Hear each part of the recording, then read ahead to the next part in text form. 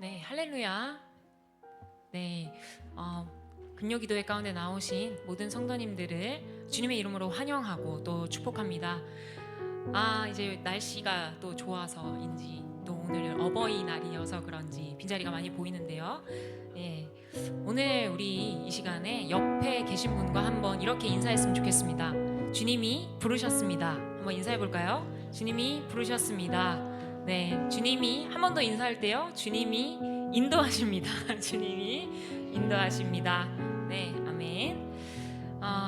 오늘 이 자리에 주님께서 우리를 불러주셨는데 여러분 어떤 기대와 또 고민을 가지고 이 자리에 나오셨는지 궁금합니다. 주님께서 그 마음을 다 아시지만 우리가 지금 이 시간에는 잠시 그러한 고민과 생각들을 내려놓고 오직 주님께 집중하고 기도하고 찬양하는 시간이 되기를 소망합니다. 그 마음 가지고 우리 함께 찬양하겠습니다.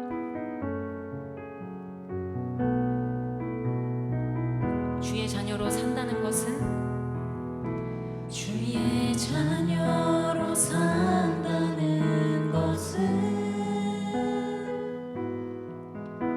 불 가운데로 걸어가는 것, 그 속에서 신실하게 널 지키시는 그 손길을 경험하는 것. 주의 자녀로 산다는 것은 주의 자녀로 산다는 것은 바다 위로 걸어가는 것, 주의 온몸을 덮쳐오는 폭풍 속에서 잠잠히 주 바라보는 것, 때론 불 가운데 휩싸일 때도 폭풍 가운데 무너질 때도 주님 내 곁에 함께 하시네. 가장 가까이에 함께 하시네. 3절로 찬양할까요? 주의 자녀로 산다는 것은 주의 자녀로 산다는 것은 나도 그들을 용납하는 것, 나를 위해 달리신 십자가 사랑, 그 사랑으로 살아가는 것. 주의 자녀로 산다는 것은 주님과 함께 동행하는 것,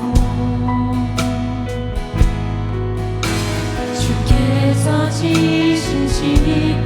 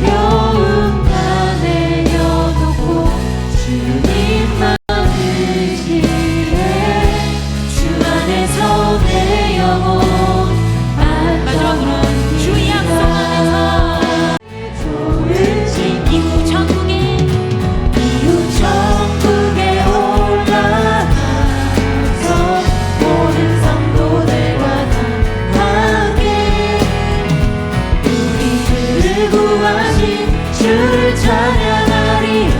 기쁘신 나의 좋은 아멘.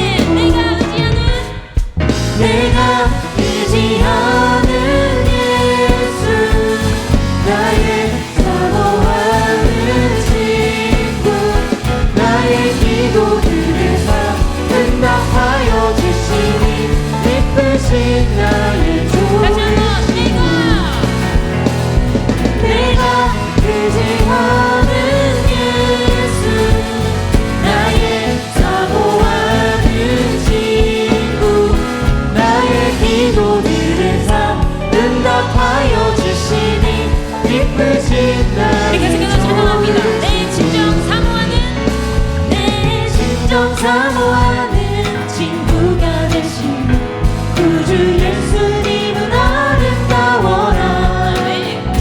사랑 밑에 백합하여 빛나는 새벽별 주님 영원할 길아 주었고 내 마음이 아플 적에 내 마음이 아플 적에 그 위로 되시며 나 외로울 때 좋은 친구다. 주는 저산 밑에 백합 빛나는 새벽별 이 땅 위에 새긴 우리 이절로 것이 찬양할까요? 내 내 모든 염려 이 세상 보라고 주님 항상 같이 하여 주시고 시험을 당할 때에 시험을 당할 때에 악마의 개교는 즉시 물리치사 나를 지키네. 온 세상 날 버려도 주 예수 안 버려 끝까지 나를 돌아보시니 주는 저 산 밑에 백합 빛나는 새벽별 이 땅 위에 비길 것이 내 마음을 없도다. 다하여서 내 마음을 다하여서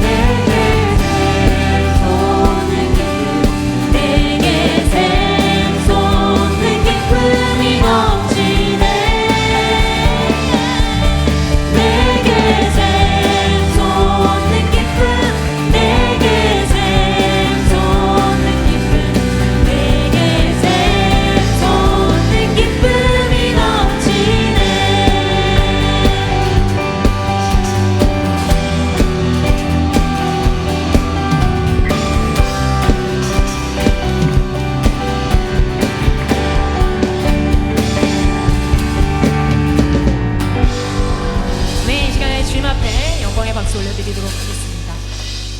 네.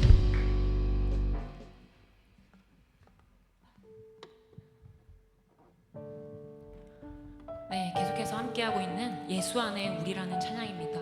우리 가사를 묵상하시면서요 함께 찬양하면 좋겠습니다.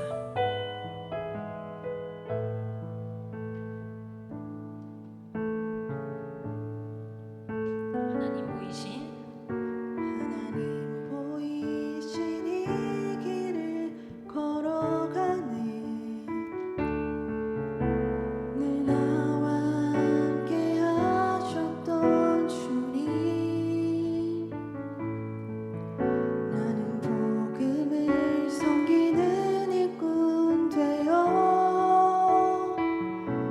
나에게 주신 은혜의 선물 따르네 하나님의 헤아릴 수 없는 하나님의 헤아릴 수 없는 부요함 다른 이들에게 전하게 하시네 예수 안에 우리 한 몸이 되어 약속을 함께 가지는 자들 되네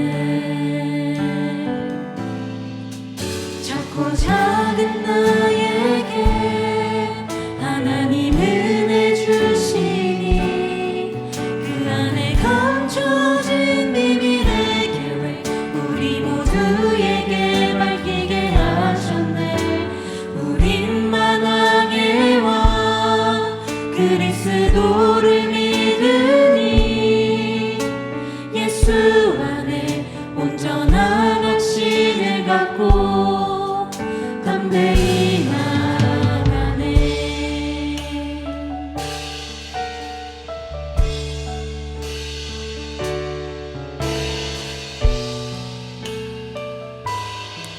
하나님 보이신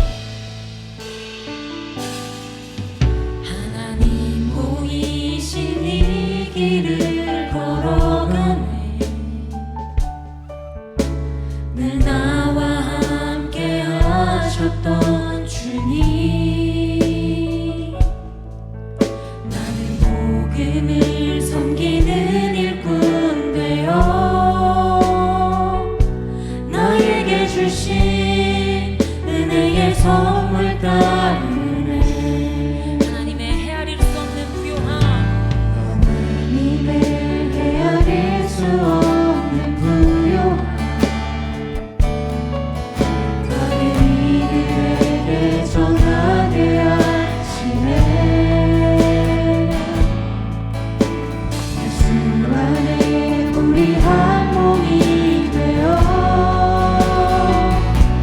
약속을 함께 가지는 자들 되네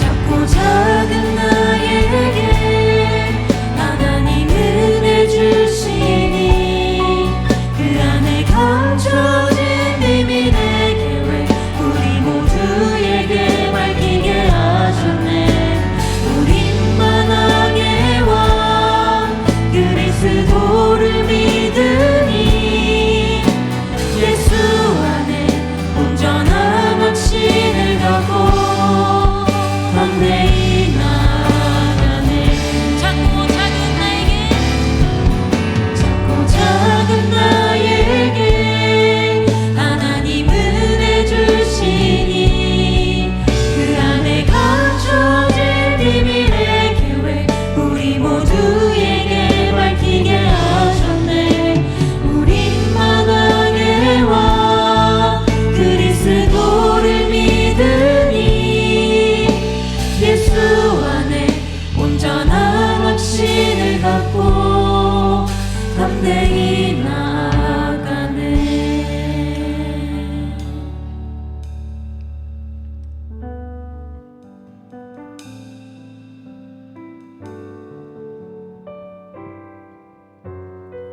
이 시간 성령님의 임재를 구하며 이 시간 함께 찬양하겠습니다. 오늘 이곳에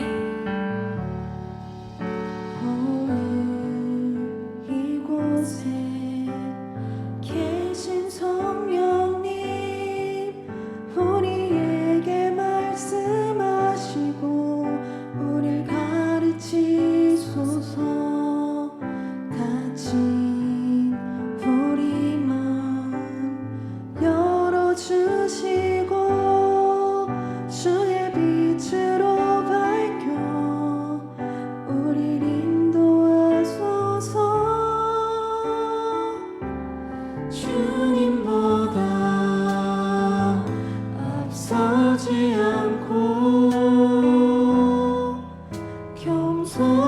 주님의 말씀 기다리니 주님 손에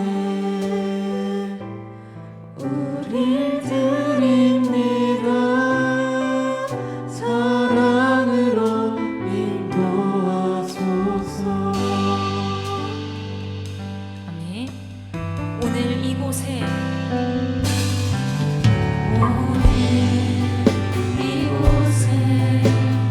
계신 성령님 우리에게 말씀하시고 우릴 가르치소서.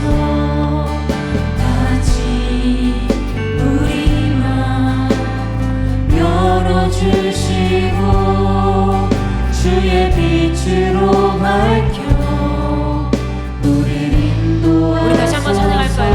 오늘 이곳에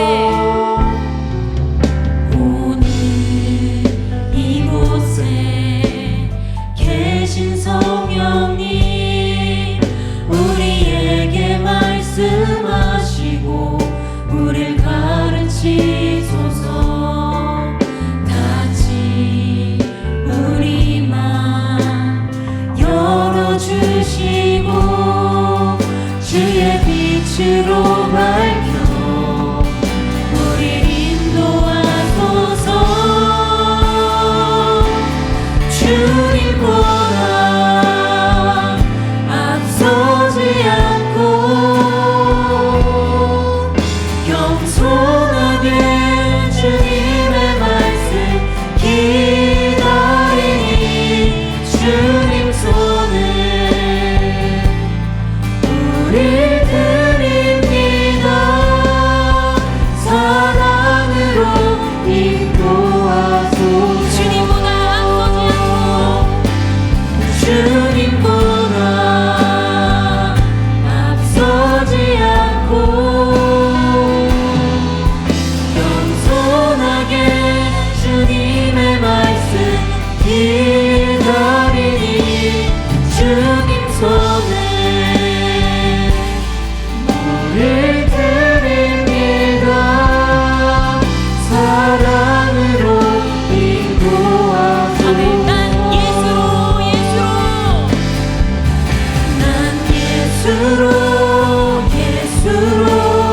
예수로 충만하네. 예수로 충만하네. 난 예수로 충만하네.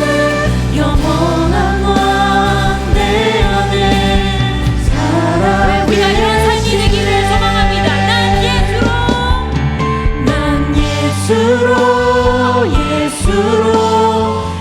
예수로 충만하네. 세상 모든 것들도 부럽지 않네. 난 예수로 충만하네. 영원한 왕 내 안에 오늘 우리 결단하며 선포하며 다시 한번 찬양합니다. 난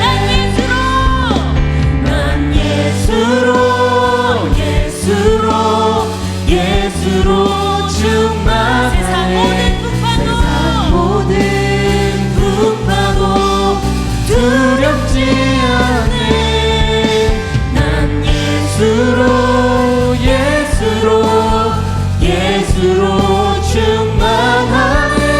영원한 왕 내 안에 살아계시네. 이 시간 우리 함께 기도하기 나가겠습니다. 오늘 주님 이 기도회가 변화와 또 회복의 자리가 되게 하여 주시옵소서.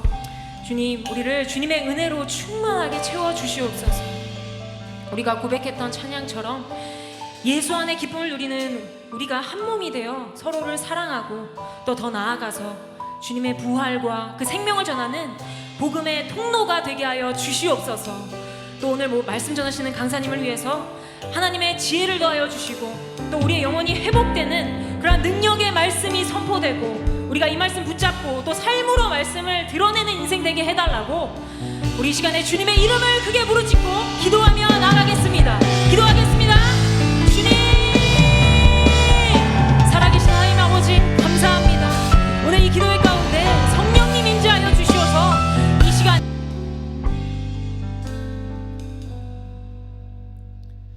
살아계신 하나님 아버지, 오늘 이 금요일 주님 앞에 저희들을 불러주시고 하나님 앞에 기도의 자리로 인도해 주심을 감사합니다.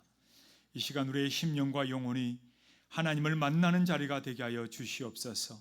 우리의 영혼의 갈급함을 하나님 앞에 온전히 아뢰게 하여 주시고 응답받고 역사받는 복된 자리가 될 수 있도록 주여 은혜 베풀어 주시옵소서.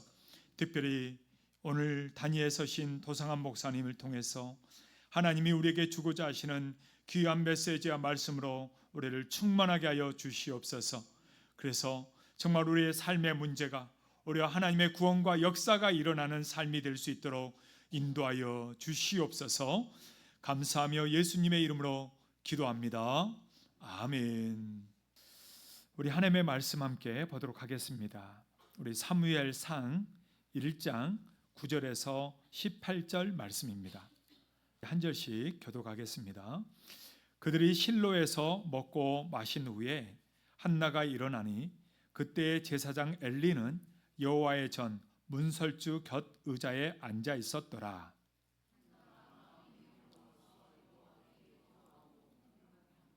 서론하여 이르되 만군의 여호와여, 만일 주의 여종의 고통을 돌보시고 나를 기억하사 주의 여종을 잊지 아니하시고 주의 여종에게 아들을 주시면 내가 그의 평생에 그를 여호와께 드리고 삭도를 그의 머리에 대지 아니하겠나이다.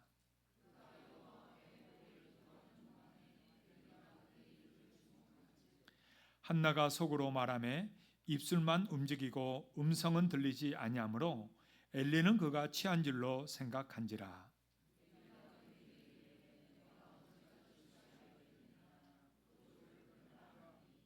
한나가 대답하여 이르되 내 주여 그렇지 아니하니이다. 나는 마음이 슬픈 여자라. 포도주나 독주를 마신 것이 아니요 여호와 앞에 내 심정을 통한 것뿐이오니.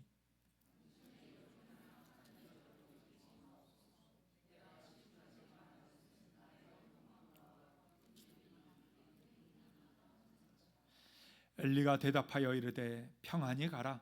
이스라엘의 하나님이 내가 기도하여 구한 것을 허락하시기를 원하노라 하니 이르되 당신의 여종이 당신께 은혜 입기를 원하나이다 하고 가서 먹고 얼굴에 다시는 근심빛이 없더라. 아멘. 네. 네, 오늘은요 우리 재작년에 오셔서 귀한 말씀을 나눠주셨던 도상한 목사님이 컴백하셨습니다. 미국 캘리포니아의 세크라멘토 지역의 온전한 교회에서 섬기고 계시는데요. 오늘 또 귀한 한국에 들어오셔서 그래서 교회에서 또 은혜를 좀 나눠달라고 부탁을 드렸더니 또 시간을 내서 와 주셨습니다. 네, 우리 목사님 문제를 구원으로 바꾸시는 하나님이라는 제목으로 귀한 말씀 나눠줄 텐데요. 우리 한번 큰 박수로 맞이하도록 하겠습니다.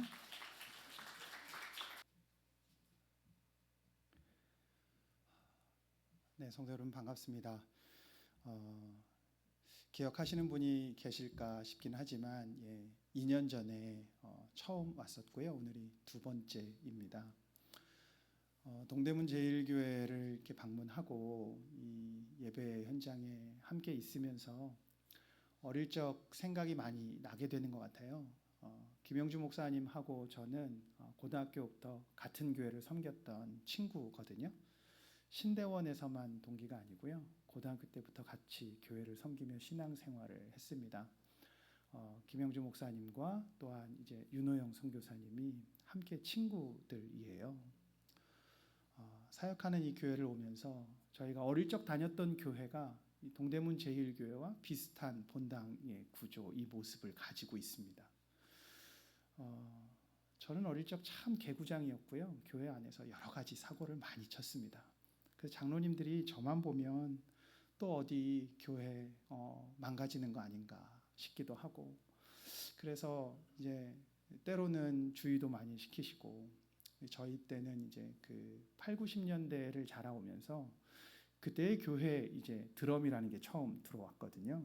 장로님들은 좀 교회 안에서 드럼 치는 게 은혜롭지 않다라고 하실 때, 제가 드럼을 배워서 드럼을 치고, 이게 장로님들께 어떻게 하면 우리가 더 하나님께 은혜로운 예배를 드릴까 말씀도 드려왔는데, 어느덧 세월이 참 많이 지나서 이제는 이 젊은 세대들이, 젊은 청년들이 예배하며 찬양인도 하는 모습을 보는데, 저희 젊었던 시절들 생각도 나고, 이렇게 또 한 세대가 가고 새로운 세대가 하나님 앞에 헌신하며 또 교회를 섬겨가는구나, 한국교회는 참 아름답다는 생각을 하게 됐습니다.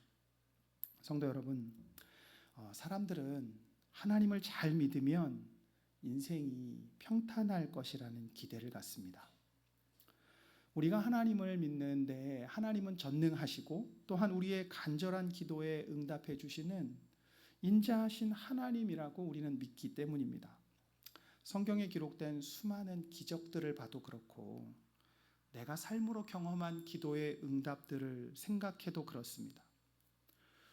저도 하나님이 응답하신 기도의 간증이 많은 사람 중에 한 사람이라서, 하나님은 지금도 우리의 기도를 들으시고 하나님의 뜻 가운데서 우리를 선한 길로 인도하신다고 하는 것을 믿습니다.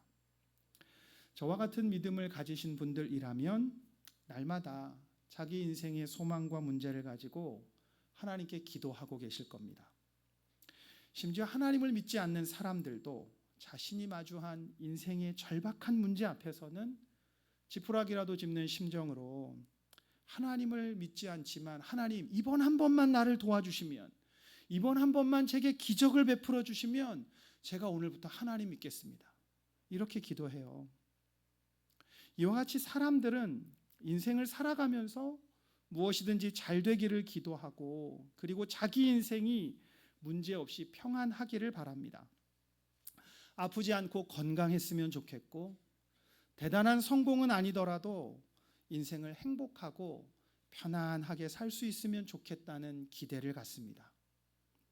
돈 걱정, 자식 걱정, 미래 걱정 없이 편안하게 살 수만 있다면 더는 바랄 것이 없다고 말하는 사람들이 많습니다. 여러분은 어떻습니까? 그런데 하나님을 믿는 경건한 가정에도 인생의 문제는 찾아옵니다. 한순간에 건강을 잃어버리기도 하고, 예기치 않았던 사고와 문제로 인해서 힘든 시간을 겪어야 할 때도 있습니다. 믿음직스럽고 자랑스럽던 아이가 잠시 방황하는 모습을 지켜봐야 할 때도 있어서 부모로서는 참 안타깝고 힘들 겁니다. 그럴 때 하나님이 기도에 빠르게 응답해 주시면 얼마나 좋겠습니까?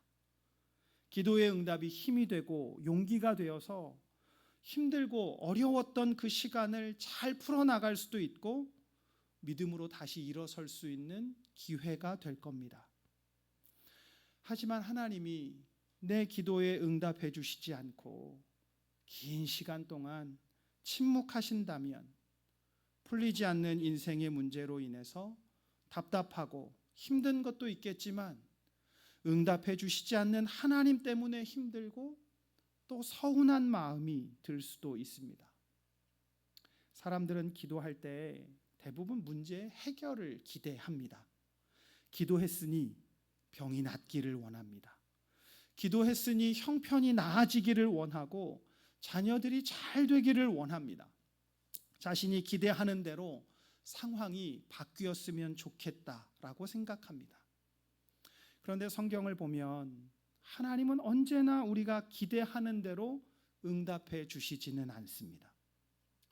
때로는 기도가 즉시 응답되지 않았고, 때로는 상황이 전혀 개선되지도 않았습니다. 때로는 우리가 이해할 수 없는 방식으로 하나님은 일을 하고 계셨습니다. 그렇다면 성도 여러분, 우리가 이해할 수 없는 방식으로 일하는 그 하나님에 대해 여러분은 어떻게 생각하십니까? 하나님은 언제나 우리의 기도를 들으시면서도 왜 우리가 간구하고 기다리는 대로 빠르게 응답해 주시지 않을까요? 하실 수 없어서 그런 겁니까? 아니면 하실 수는 있지만 하나님은 더 크고 은밀한 계획을 가지고 있기 때문일까요? 하나님은 우리가 마주한 인생의 문제를 즉각적으로 해결하는 것을 목적으로 삼지 않으십니다. 오히려 그 문제를 통해 온 인류를 향한 구원의 역사를 이루는 것이 하나님의 목적입니다. 그래서 우리가 인생에서 마주하는 문제를 사용하셔서 우리를 기도의 자리로 이끄실 때도 있고 하나님의 구원을 체험하는 더 큰 은혜의 자리로 우리를 이끌어 가실 때가 있습니다. 오늘 우리가 함께 읽은 사무엘상 1장에 한 여인의 고통의 이야기가 바로 그렇습니다. 이 사무엘상 1장은 한 여인의 고통으로 시작된 이야기가 한 시대의 회복을 넘어 하나님의 구원 역사로 이어지는 과정을 우리에게 보여줍니다. 사무엘상의 이야기가 바로 그 이야기죠. 이 이야기의 배경에는 엘가나라고 하는 사람이 있습니다. 그는 하나님을 경외하는 사람이었고 매년 성막이 있는 실로에 올라가서 하나님께 예배를 드리던 신실한 사람이었습니다. 그가 살던 고장인 라바다임 소빔에서 실로까지는 쉽지 않은 여정이었습니다. 그런데 성경은 그의 섬김과 예배를 아주 단순하게 말합니다. 매년 올라갔다고 말을 해요. 이 한 문장이 그의 신앙을 보여줍니다. 우리는 그냥 성경을 읽으면서 그가 매년 하나님을 예배하러 실로에 올라갔구나 이러고 지나갈 수 있지만 생각해 보면 상황이 좋을 때만 하나님을 예배하러 올라간 것이 아닙니다. 자기 상황이 어렵고 여건이 힘들 때에도 그는 변함없이 예배의 자리로 나아갔던 사람입니다. 가정 안의 갈등과 문제가 깊어져서 힘들고 어려울 때에도 그는 예배를 향한 걸음을 멈추지 않았습니다. 경제적으로 넉넉할 때에만 감사가 넘쳐서 예배한 것이 아니라 어렵고 힘든 상황 속에서도 그는 하나님을 예배하는 자리로 나아갔다는 말입니다. 그러나 그렇게 신실한 그의 가정 안에도 아픔이 있었습니다. 두 아내 사이에 갈등이 있었고 자녀가 없는 한나의 고통은 말로 다 설명할 수가 없었습니다. 그리고 그런 한나를 향해 다른 아내인 분인나가 지속적으로 괴롭히며 그를 힘들게 했습니다. 그 가운데서도 엘가나는 변함없이 한나를 사랑하며 이렇게 말했습니다. 내가 그대에게 10 아들보다 낫지 아니하냐. 제가 가끔 제 아내에게 하는 말입니다. 여보, 인생을 살면서 자식들 다 필요 없다. 내가 최고야. 나랑 잘 지내야 돼. 제가 이렇게 말을 하고는 하는데 아마 한 30년 이야기하면 그때는 아내가 저를 그렇게 봐주지 않을까 이렇게 생각을 하고 있습니다. 그러나 성도 여러분, 사랑으로도 대신할 수 없는 아픔이 있습니다. 아무리 위로해도 사라지지 않는 고통이 있습니다. 그 고통은 피한다고 해결되는 것이 아닙니다. 내가 마주해야만 하는 현실입니다. 저와 여러분은 하루하루 우리가 마주한 현실을 믿음으로 살아가는 사람들입니다. 그 속에서 하나님의 동행하심과 구원을 경험하며 우리는 믿음으로 살아갑니다. 인생의 아픔과 슬픔을 가지고 하나님께 나아가 기도할 때도 있고 하나님이 주신 영광과 감사를 고백하면서 뜨겁게 찬양할 때도 있습니다. 여러분 혹시 이런 생각을 해보신 적이 있습니까? 하나님은 우리에게 왜 사무엘서의 시작부터 경건한 믿음의 가정이 안고 있는 문제와 아픔을 보여주시는 걸까요? 우리에게 경건한 신앙의 가정이 하나님을 믿을 때 받는 놀라운 은혜와 축복을 이야기한다면 우리는 그 말씀이 너무나도 잘 읽히고 너무나도 마음에 와닿아서 나도 그렇게 살아봐야지 이런 생각을 하지 않을까요? 여러분은 잘 모르겠지만 저는 그럴 것 같아요. 그런데 하나님이 엘가나라고 하는 이 신실한 믿음의 가정에 아픔을 우리에게 먼저 보여주고 계십니다. 이것을 우리가 이해한다면 우리가 마주한 내 인생의 문제도 우리는 같은 방식으로 바라볼 수 있을 겁니다. 내가 안고 있는 인생의 문제가 지금 당장은 나를 괴롭히는 고통과 아픔으로 가득한 문제일 수 있겠지만 이것을 통해 하나님은 나로 하여금 하나님의 구원을 경험하고 믿음을 강하게 하는 은혜의 시간이 되도록 이끌어 주실 것입니다. 오늘 이 기도의 자리가 저와 여러분에게 그런 은혜의 시간이 되기를 소망합니다. 그래서 오늘의 말씀을 통해 내가 마주한 문제를 바라보는 우리의 시선이 새로워지고 그 속에서 하나님의 은혜의 역사를 기대하는 믿음의 성도들이 되시기를 주님의 이름으로 축복합니다. 성도 여러분, 성경은 하나님이 우리 인생의 아픔과 문제를 구원으로 바꾸어 주신다는 사실을 가르쳐 주기 위해 우리에게 한 사람을 소개합니다. 그는 한나라고 하는 여인이죠. 오늘 본문 9절에 보면 한나가 실로에서 먹고 마신 후에 일어섭니다. 그는 이스라엘이 영적으로 어두워져 가던 사사시대에 그 끝자락에 서 있던 사람이었습니다. 당시의 제사장이었던 엘리는 눈이 어둡고 영적인 분별력을 잃어가고 있었습니다. 그의 낙이라고 하면 성막문 곁에 있는 자신의 의자에 기대 앉아서 세월을 보내는 것이었습니다. 바로 그때 이 한나라고 하는 여인의 고통이 조명됩니다. 한나는 남편 엘가나의 극진한 사랑을 받았지만 자녀가 없다는 근본적인 결핍이 있었습니다. 여기서 우리가 주목할 것은 한나의 고통이 단순한 우연이 아니라는 점입니다. 5절 말씀을 보면 여호와께서 그에게 임신하지 못하게 하셨다라고 말씀합니다. 이 말씀은 단순한 상황 설명이 아니라 하나님이 한나의 삶 가운데서 일하고 계셨다는 것을 우리에게 말하고 있는 겁니다.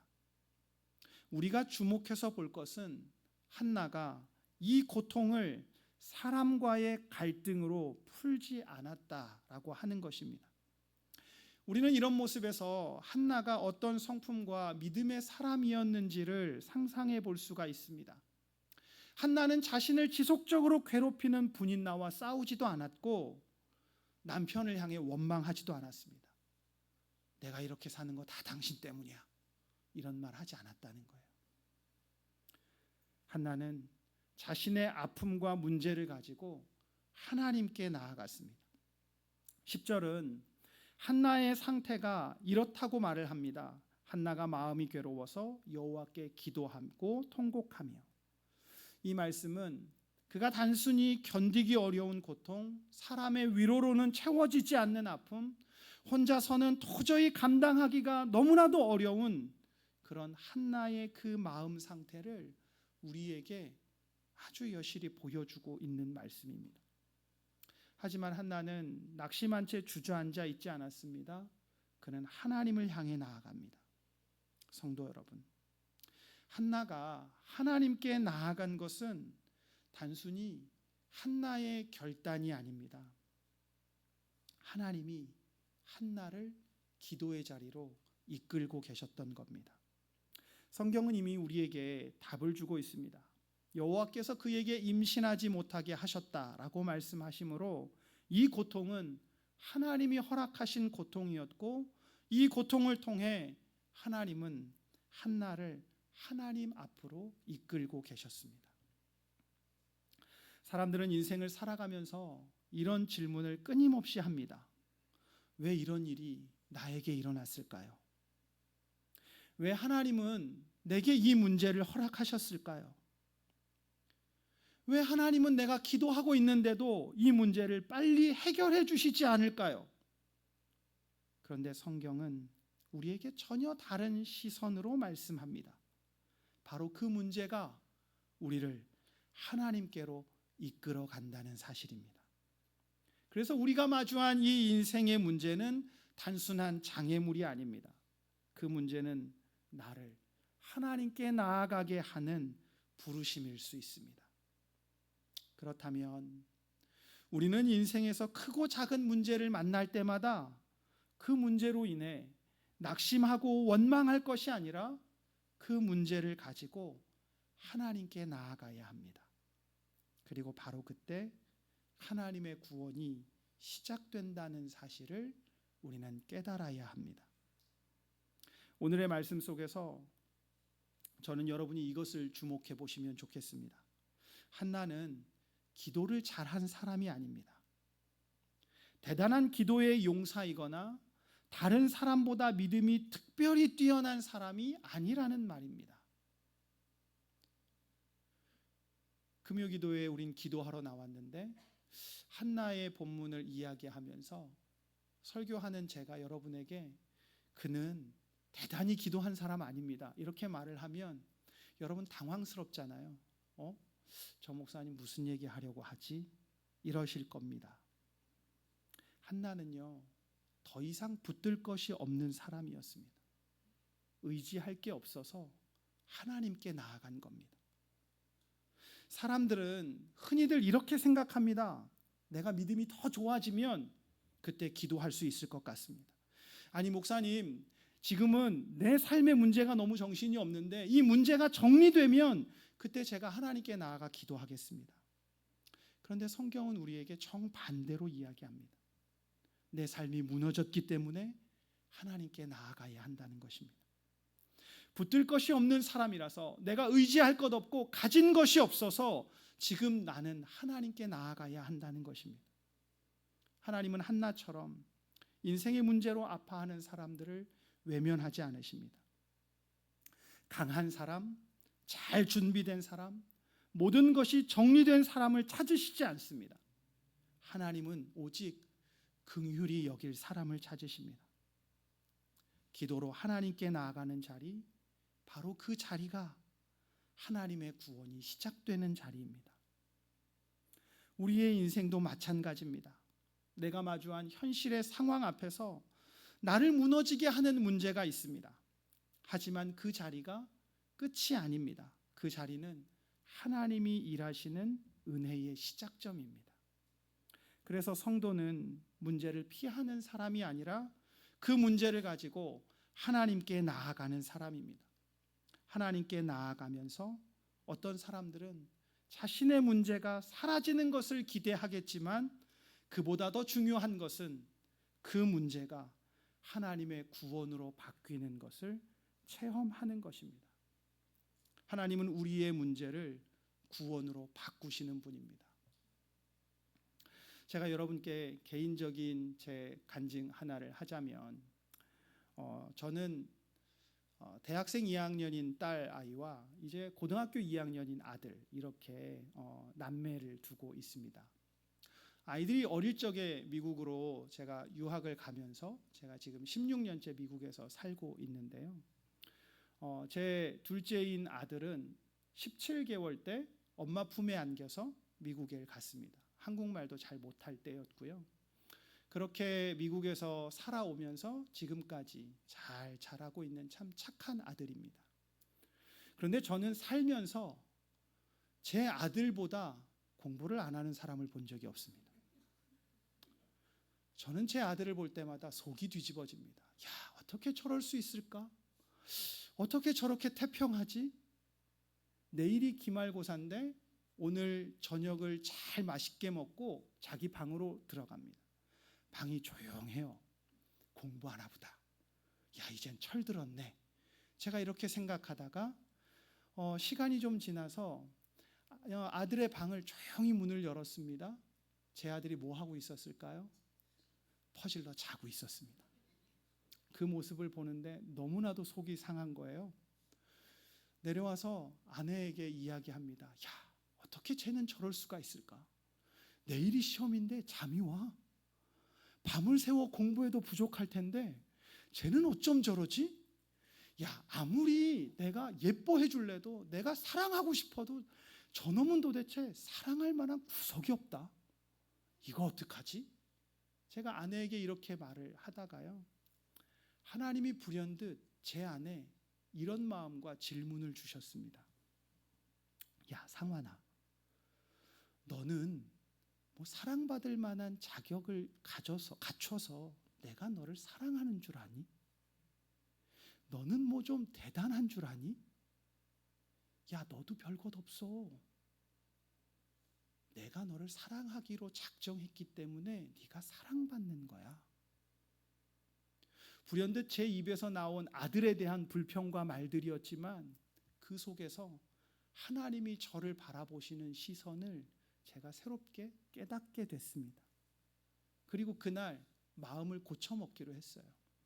그래, 야, 공부 하나 못하는 거 가지고 내 아들을 마치 남의 아들처럼, 세상 모르는 사람처럼, 인생 무슨 커다란 실패를 한 사람처럼 아버지인 내가 그렇게 바라봐서야 되겠냐. 회개하며 그날부터 아들과 눈이 마주칠 때마다 제가 이야기합니다. 은호야, 아빠가 너 사랑하는 거 알지? 야, 사랑한다. 제 아들은 저를 보면서 낯설어 할 겁니다. 아빠가 달라졌는데, 맨날 게임하면 소리치고 그만하라 그러고, 언제 공부할 거냐고 하던 아빠가 이제는 자기를 대할 때마다 사랑한다 말하고, 조금씩 저보다 키도 크고 등치도 크거든요. 아들이 이렇게 안아보려고 하면 저도 징그러운데 자기도 쑥스러워해요. 근데 그 아들을 안아주면서 이야기합니다. 아빠가 너 사랑한다. 여전히 제 아들은 공부를 안 합니다. 제가 지금껏 살면서 50이 넘는 세월 동안 제 아들보다 공부를 안 하는 사람은 본 적이 없습니다. 그런데 이 아이가 하나님 앞에서는 참 천진난만하게 인생을 살아갑니다. 그 아이를 보면 삶에 고민이 없어요. 너무나도 행복하게 살아갑니다. 어느 때는 제가 부러워요. 야, 내가 너처럼 살았으면 좋겠다. 너는 도대체 어떤 삶의 고민을 가지고 사니? 인생이 어떻게 하면 그렇게 행복하고 편안할 수 있니? 예, 하나님이 다 하실 거예요. 저보다 믿음이 좋아요. 하나님은 정말 나의 문제를 구원으로 바꾸어 가시는 분이구나. 문제는 여전히 내 삶에 남아 있을지라도 그것을 바라보는 나의 관점을 바꾸어 가시는구나. 그러며 제가 회개도 하고 아들을 향한 새로운 도전과 접근을 하고 있습니다. 저는 바로 이런 지점에서 우리가 기억해야 할 것이 있다고 생각합니다.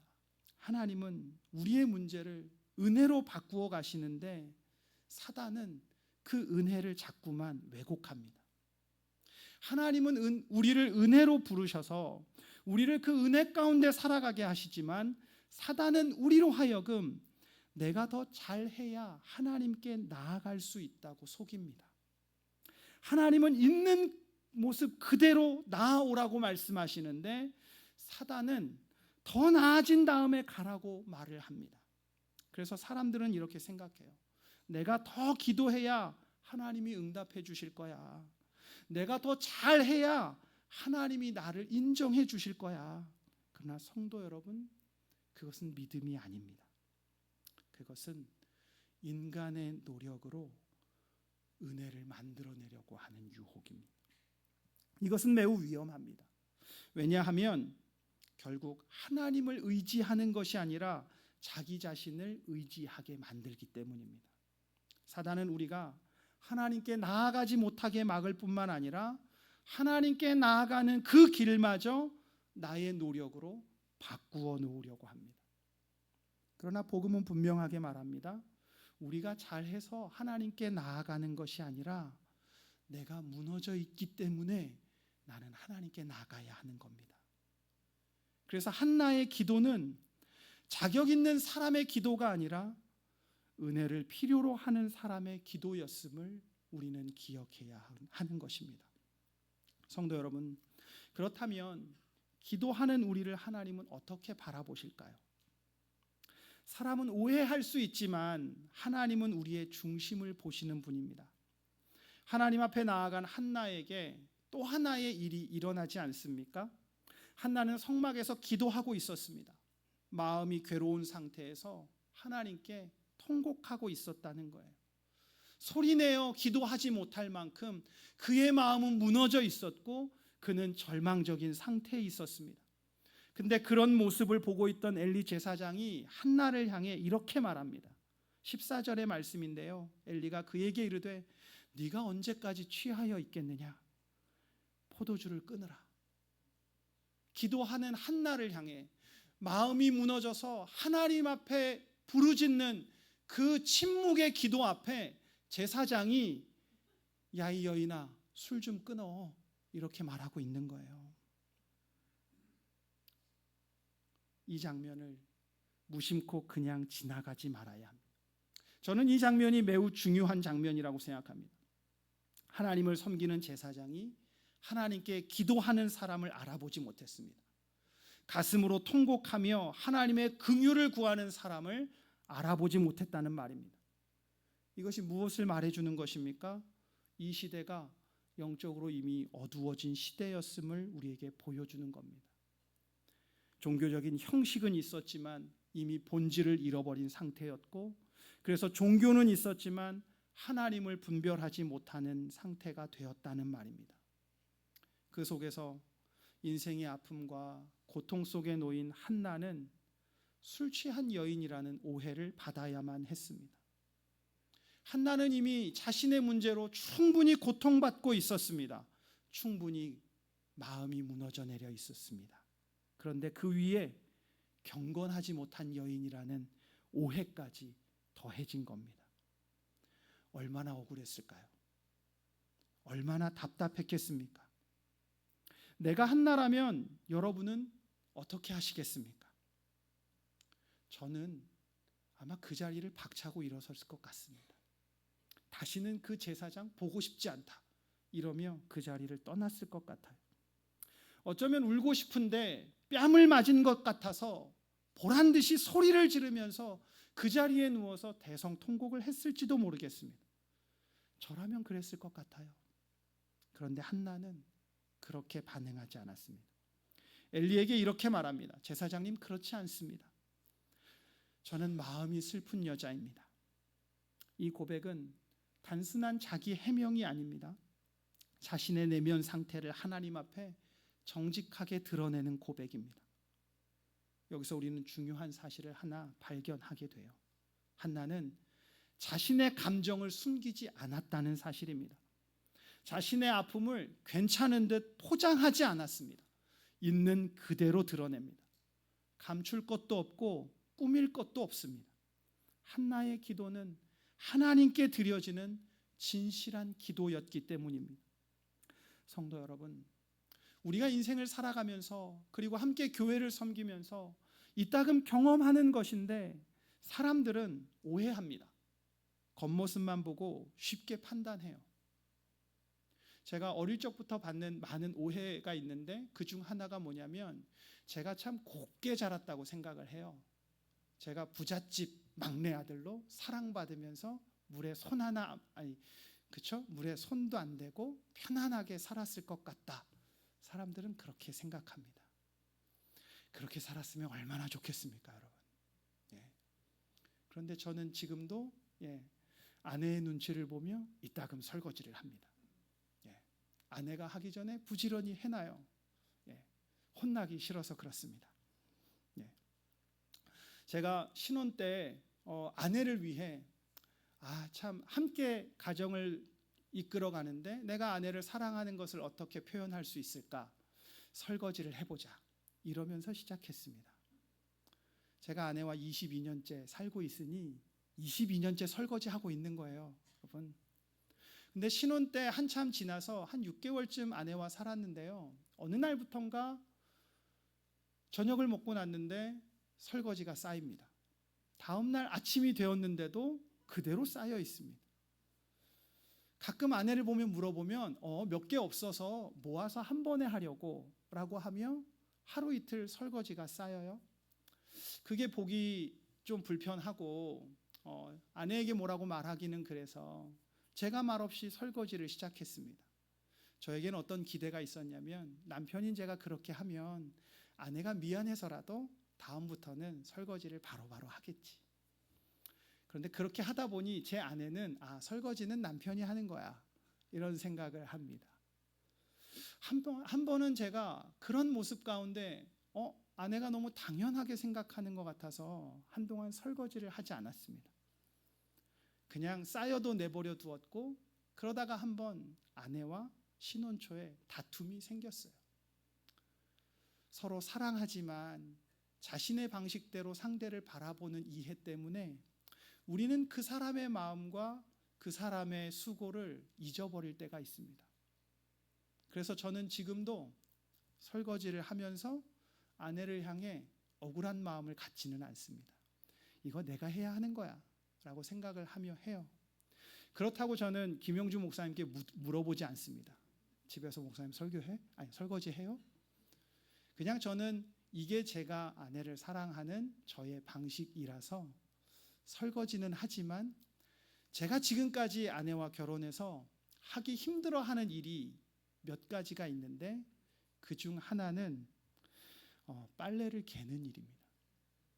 저는 세탁기에 빨래를 넣고 빨래를 잘 돌려줍니다. 그리고 드라이어에서 잘 말려놓은 빨래를 아내가 갤 때까지 수북히 쌓아놓습니다. 지나가면서도 잘 개지를 않아요. 왜 그럴까요? 제 안에 아직 남아있는 저의 죄성이 그 모습 가운데 나타나고 있는 겁니다. 아내를 위해 끊임없이 설거지를 하는 남편이라면 무엇이든 다 잘해줄 것 같지만, 제 아내는 빨래를 개지 않는 저를 보면서 저 사람이 언제쯤 빨래를 갤까 생각하고 있을 것 같습니다.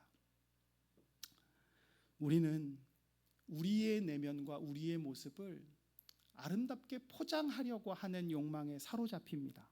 자신의 아픔을 괜찮은 듯 포장하려고 합니다.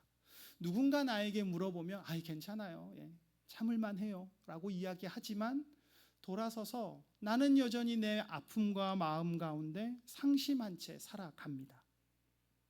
엘리는 한나를 그렇게 오해했습니다. 술 취한 여인이라고. 하지만 하나님은 그 한나의 기도를 듣고 계셨습니다. 저는 우리도 마찬가지라고 생각합니다. 우리의 기도는 완전하지 않습니다. 우리의 삶은 완벽하지 않습니다. 누군가 우리의 삶을 바라보며 괜찮아 보인다고 말할 수도 있고, 나는 너의 삶이 참 부럽다 이렇게 이야기하는 친구를 마주할 수도 있지만, 그러나 내 삶에도 문제가 있고 아픔이 있고 하나님께 드리는 눈물의 기도가 있습니다. 말이 정리되지 않을 때도 있고 성급하게 감정이 앞설 때도 있습니다. 때로는 내가 만난 문제로 인해 믿음이 흔들릴 때도 있습니다. 그럼에도 불구하고 하나님은 우리의 진실한 기도를 들으십니다. 내가 잘해서가 아닙니다. 내가 온전해서도 아닙니다. 오직 하나님이 긍휼하시기 때문입니다.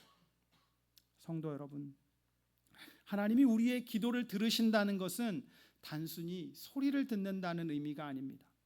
우리의 상황을 아시고 우리의 아픔을 외면하지 않으시며 지금도 우리의 삶 속에서 함께 일하고 계신다는 뜻입니다. 그래서 기도는 하나님을 설득하는 것이 아닙니다. 내 뜻에 맞추어 하나님을 움직이려고 하는 수단도 아닙니다. 기도는 이미 우리를 위해 일하고 계신 하나님 앞에 우리가 겸손히 나아가는 것입니다. 오늘 저와 여러분이 하나님 앞에서 그렇게 기도할 수 있으면 좋겠습니다.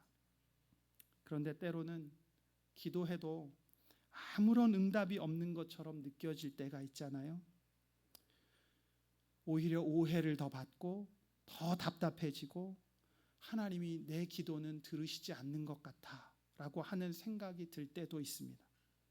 그러나 그때에도 하나님은 나의 기도를 들으시며 내 삶 가운데서 일하고 계심을 믿으시기 바랍니다. 하나님은 한나에게 역사하셨던 것처럼 오늘 우리의 삶 속에서도 동일하게 역사하십니다. 여러분은 이것을 믿으십니까? 그렇다면 하나님이 우리의 기도를 들으신다는 이 사실은 우리의 삶에 어떤 변화를 가져오게 될까요? 엘리 제사장이 한나에게 이렇게 말했습니다. 17절 말씀인데요. 엘리가 대답하여 이르되 평안히 가라. 이스라엘의 하나님이 내가 기도하여 구한 것을 허락하시기를 원하노라 라고 말했습니다. 그리고 이어지는 18절의 말씀은 오늘 본문의 가장 중요한 변화의 순간입니다. 18절 말씀인데요. 이르되 당신의 여종이 당신께 은혜 입기를 원하나이다 하고 한나가 가서 먹고 얼굴에 다시는 근심빛이 없더라 라고 말씀합니다. 여기서 주목해야 할 것은 이것입니다. 지금 한나의 상황은 그 무엇도 변하지 않았습니다. 그는 여전히 아이를 낳지 못하는 불임의 상태에 있습니다. 환경도 그대로입니다. 자신을 괴롭히는 분인나도 여전히 존재하고 문제도 해결되지 않았습니다. 그런데 한 가지 분명히 달라졌습니다. 한나 자신의 마음이 바뀐 것입니다. 얼굴에서 근심이 사라졌습니다. 이것이 무엇을 의미합니까? 하나님의 응답은 반드시 상황의 변화로만 나타나는 것이 아니라는 사실입니다. 성도 여러분, 하나님은 우리의 문제를 구원으로 바꾸시는 분입니다. 사람들은 기도할 때 눈에 보이는 변화를 기대합니다. 하지만 하나님은 기도하는 내 마음을 바꾸실 때가 있습니다. 사람들은 기도하면 문제가 해결되어야 하고 상황이 나아져야 한다고 생각합니다. 자신이 기도한 대로 결과가 달라지기를 바랍니다. 그러나 하나님은 그 상황이 아니라 기도하는 나의 내면을 바꾸실 때가 있다는 말이에요. 왜냐하면 하나님은 단순한 문제 해결을 원하시는 것이 아니라 그 문제를 구원으로 바꾸기를 원하시기 때문에 그렇습니다. 한나의 기도를 보면서 우리는 오해하지 말아야 합니다. 한나가 기도를 많이 해서 응답받은 것이 아닙니다. 다른 사람보다 더 간절해서 응답받은 것이 아니라는 말입니다. 오직 하나님이 한나를 긍휼히 여기셨기 때문에 한나에게 하나님의 구원이 임한 것입니다. 그래서 한나의 노력은, 한나의 변화는 노력의 결과가 아니라 하나님이 베푸신 은혜의 결과입니다. 우리가 이것을 기억해야 하고 우리가 하나님 앞에 드리는 기도 또한 이러해야 합니다. 기도는 하나님을 움직이는 수단이 아니라 하나님이 우리를 변화시키시는 통로입니다. 그런데 우리는 자꾸만 이것을 놓칩니다. 왜냐하면 사단은 하나님의 은혜를 내가 힘써 만들어내야 하는 결과처럼 느끼게 만들기 때문입니다. 그래서 우리는 기도를 하면서도 하나님을 바라보기보다 내가 얼마나 했는가를 점검하고 스스로 불안해합니다. 그러나 하나님은 우리의 행위를 보시고 응답하시는 분이 아니라 우리의 중심을 긍휼히 여기시는 분입니다. 성도 여러분, 우리는 날마다 인생의 문제 속에서 살아갑니다. 기도해도 상황이 쉽게 바뀌지 않을 때가 있고 하나님의 응답이 더디게 느껴질 때도 있습니다. 그때 사람들은 불안해합니다. 하나님이 응답하시지 않아서, 내 기도가 하나님께 들리지 않는 것 같아서 사람들은 불안해합니다.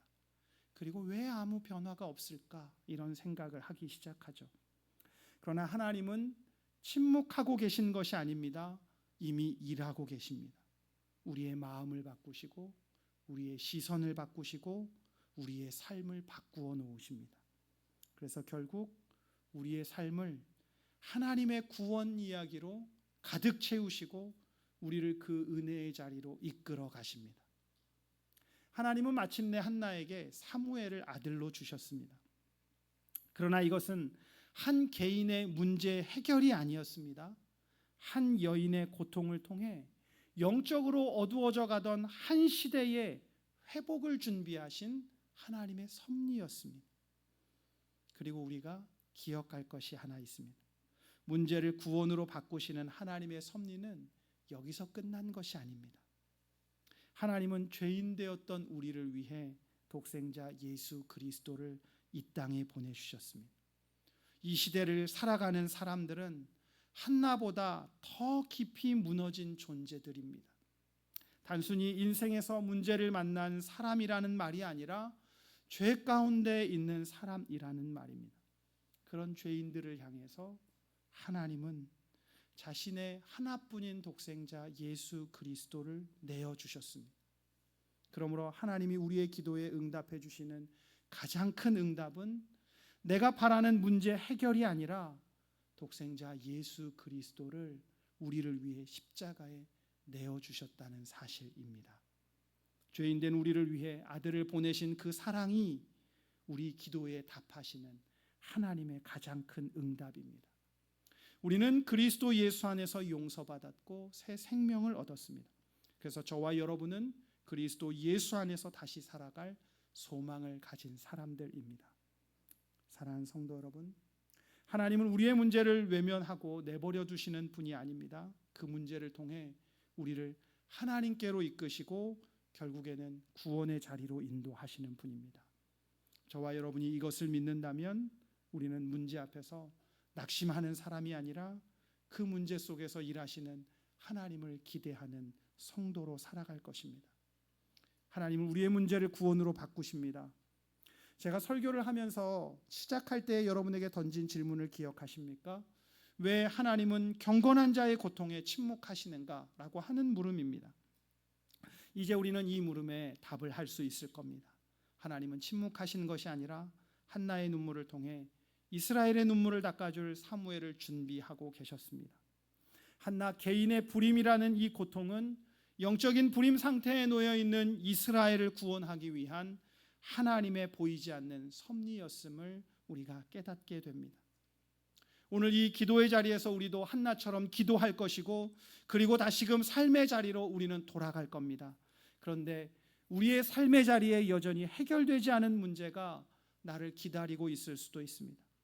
주변에서 여전히 좋지 않은 소식이 들릴 수도 있고 자녀들의 문제는 여전히 제자리 걸음이고 경제적인 어려움으로 나는 또 한숨 지을 수도 있습니다. 그러나 내 눈앞에 펼쳐진 한나처럼 단 1%도 변하지 않은 것 같고 그대로 있는 것 같은 그 모습 속에서도 하나님의 응답은 이미 시작되었다는 사실입니다. 우리가 하나님께 기도하기 시작할 때 하나님의 구원은 이미 시작되는 것입니다. 다시는 근심빛을 띠지 않았던 한나처럼 우리도 오늘 이 기도의 자리에서 하나님께 기도하고 평안히 돌아갈 수 있는 성도들이 되었으면 좋겠습니다. 그래서 오늘도 저와 여러분은 문제를 구원으로 바꾸시는 하나님을 믿으며 거룩한 성도의 삶을 살아갈 용기를 얻었으면 좋겠습니다. 우리가 반드시 기억해야 할 것은 이것입니다. 하나님은 우리의 문제를 구원으로 바꾸어 가시지만 사단은 그 은혜를 내가 만들어내야 하는 결과로 바꾸려고 합니다. 그러므로 우리는 자신의 애씀을 증명하는 사람이 아니라 더 하나님을 의지하는 사람이 되어야 합니다. 십자가는 인류 역사상 가장 큰 문제이자 비극이었지만 하나님은 그 자리를 인류 최대의 구원과 축복의 자리로 바꾸어 놓으셨습니다. 오늘 우리가 기도할 때 내 삶에, 내 가정에, 내 삶의 자리에 이 십자가의 은혜가, 구원의 은혜가 가득 넘치기를 주님의 이름으로 축복합니다. 말씀을 생각하며 함께 기도하겠습니다. 하나님, 우리의 삶에는 참 많은 문제가 있습니다. 믿음으로 살아내고 믿음으로 우리가 그 문제를 풀어가고 싶은데 때로는 그 문제가 계속해서 쌓여만 가고 그 속에서 지쳐가는 나를 발견할 때가 있습니다. 하나님, 우리를 긍휼히 여겨 주옵소서.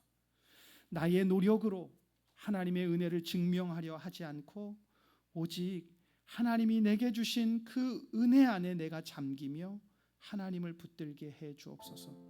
문제를 구원으로 바꾸시는 하나님의 놀라운 역사가 오늘 이 밤에 하나님께 기도하는 동대문 제1교회 성도들 가운데 임하게 하셔서 이미 내 삶 속에서 하나님의 구원이 시작되었음을 우리가 이 기도의 자리에서 경험하고 누리게 해 주옵소서. 감사드리며 예수 그리스도의 이름으로 기도합니다.